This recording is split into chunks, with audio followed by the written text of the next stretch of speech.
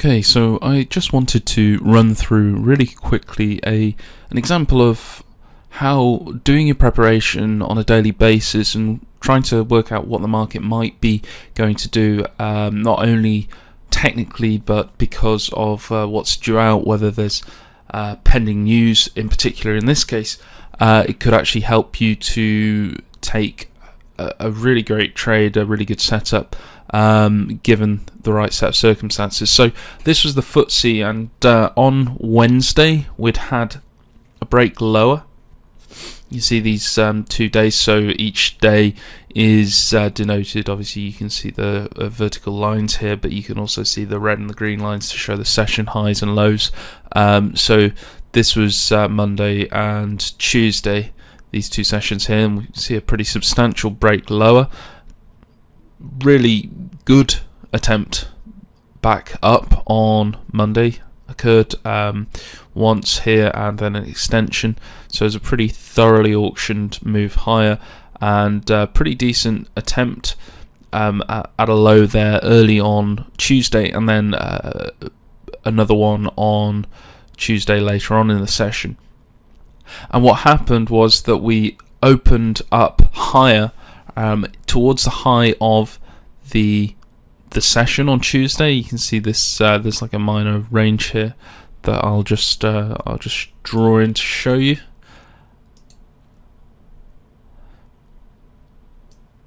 So you can see that there, and we can see that we're opening up right at the low end of that, but right at the top end of that range for Tuesday, and that it immediately says, well, hang on a second, this seems to be, if we're going to be very weak and continue lower, this is maybe a problem for anybody who is already short. So the question is, what's happening the fundamental basis, what news is out, and of course we had non-farm payrolls coming out the following day on Thursday instead of the normal Friday because of the 4th of July holiday and the early close on Friday. So there was no non-farm payrolls and jobs report from the US due on Friday, and it got shifted to the day earlier. On top of that, we had no resolution for Greece. We didn't know whether it was going to be a positive or a negative outcome, but we did at that point know exactly that there would be a referendum held on Sunday, the following Sunday, and at that referendum, Greeks would say whether to reject the new terms of the bailout, or to agree to it and carry on as is. And this is seen as a really important factor in determining the overall destiny of Greece and possibly even the Eurozone and the Euro as a whole. So waiting to commit to the market is something that's obviously quite sensible for big players. If you're a big player and you're going to move the market because you've got thousands and thousands of contracts to maybe put on or take off, you probably don't want to be doing it right before a big market moving event. You want to see what happens and then get involved in any subsequent direction. So the chances were strong that fundamentally would remain in balance and probably would remain within these 2 days that had happened already in the week. So a high there of 66.40 and a half, and a low there of 64.42 and a half. So we opened up near the high end of this range, and actually much of the way towards the midpoint of these two sessions, which was around 40 odd, 65, 40 odd, and that immediately says, hang on, we've got to consider that maybe we're going to be range bound. It's not to say there can't be directional moves within this range. It's just to say that probably if it looks lower and fails, then if we're anywhere towards the bottom end of the range, then there's a good potential for the market to move back higher.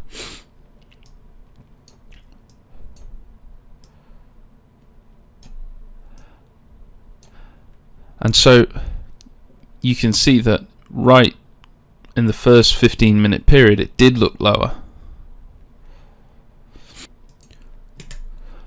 Switching to a 125 tick chart, which is the periodicity on the FTSE trade plan, we can take a look at a more granular level of what the price action was when it did test lower. So immediately you can see that there's a reaction on the open to try to look lower, try to look back towards the close of the prior day's session, and that's something that's fairly common.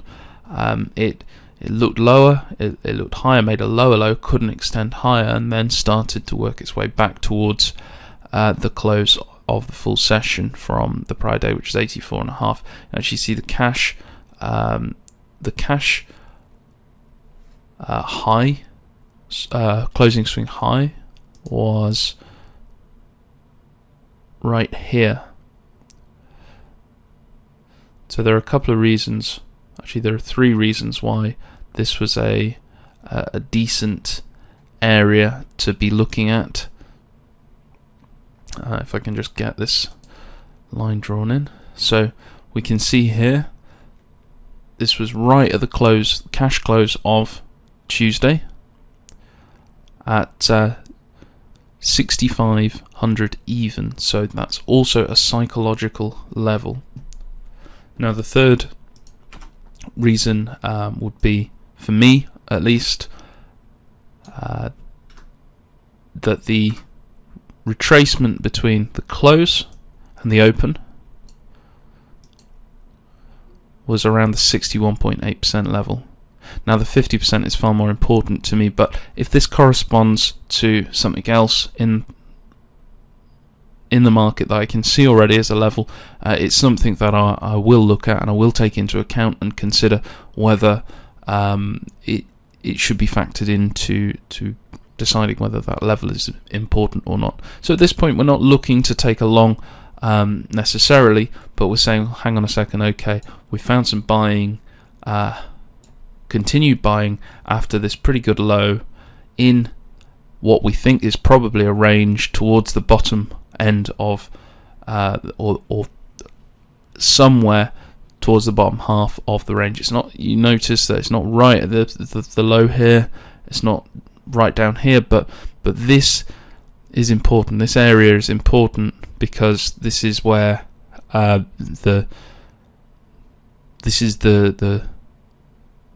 not a gap, but it's an area between the session open and the prior session's close, and often you'll find that the market looks to retest the prior session's close. So naturally the market's being sucked into this area, and it's found buyers before completing that move. So what we find next is we make a new high, pretty good new high, and then come all the way back down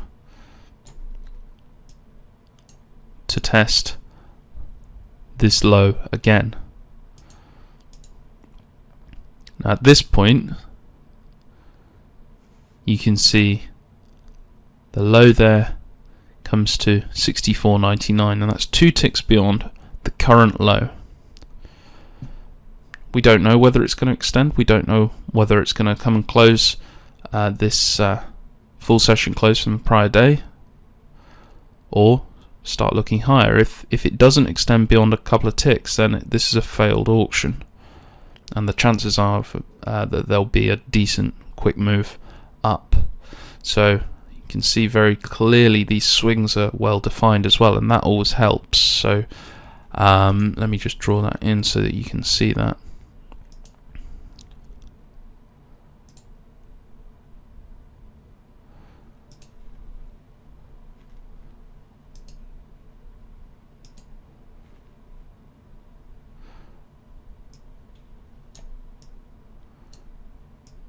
So you can see these swings are very clearly defined so far, and the breakout of that behavior has led to a decent move away from where the breakout is. So you can see that we've moved pretty far each time it's come out of the directional move. So if we were to fail here, create a failed auction 2 ticks beyond the low, only at a psychological level, and we have a couple of other reasons why this is potentially a decent level to watch, and then it were to break above and out of this last leg's behavior, then any setup to go long could be pretty useful. So let's see what does happen. You can see at this point it does actually retest. You can see another pullback here, and then another test of 99, and then let's just make this a little bit bigger so that we can see what happens. So you can see the pull away from 99 there, back to 03.5, and then it retests 99, and then it breaks higher, and then we've got this setup to go long.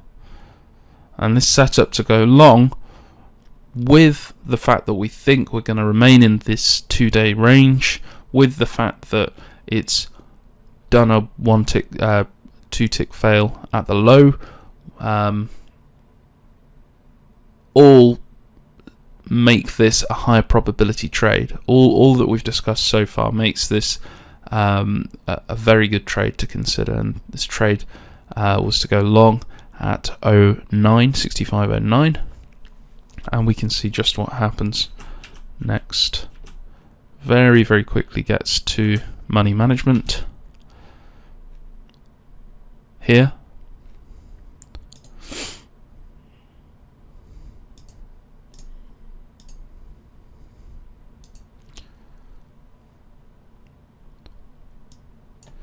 And then hits the full target here. You can see that we've got a nice trailer starting to make some money too.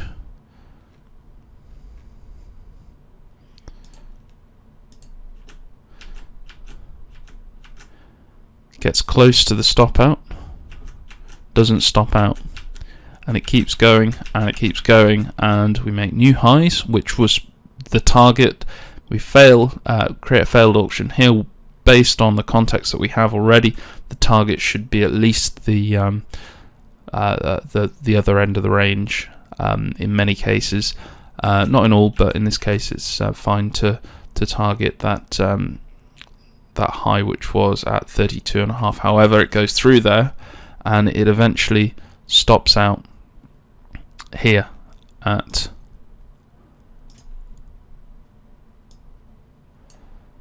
37.5, and that's all the way down from 09, and that's far more complicated than simply just taking each and every trade, but as you can see, it's potentially very much worth your while to consider how the market is acting and to tune your decision making process and the setups which you are willing to take to that. I hope you found this useful, and thanks for watching. See you next time.